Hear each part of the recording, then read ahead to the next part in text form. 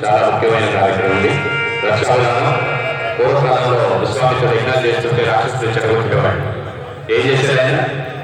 ఏం చేశారు?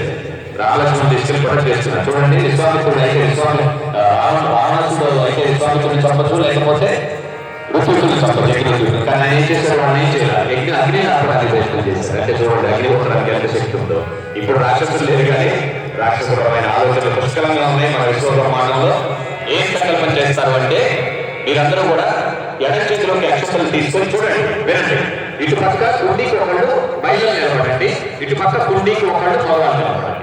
108 ఉండాలి, 108 మంది, సగం మంది మహిళలు, సగం మంది ఇటు పక్క. కుడి చేతి వైపు అందరూ మహిళలు, ఒక్కడే. కుండీకి ఎదురుగా ఉన్నవాళ్ళు, మాకు ఎదురుగా ఉన్నవాళ్ళు ఒక్కళ్ళు, ఇటు మాకు ఎదురుగా ఉన్నవాళ్ళు మగవాళ్ళు ఒక్కళ్ళు. కుండీకి ఒకళ్ళు. గుప్పెడు అక్షతలు ఎడ చేతిలో తీసుకొని లేచి నిలబడండి. చూడండి అమ్మా, మన విశ్వబ్రహ్మాండంలో ఉన్న కుండీ దగ్గర మగవాళ్ళు లేకపోతే లేడీస్, ఎదురుగా కూర్చున్న వాళ్ళు లేడీస్ లేవండి ఒకళ్ళు. ఒక కుండీకి ఒకళ్ళు చాలు. ఎడ చేతిలోకి ఒక గుప్పెడు అక్షతలు తీసుకోండి. చూడండి తల్లి, మీరు వింటే కరెక్ట్ గా చేయొచ్చు.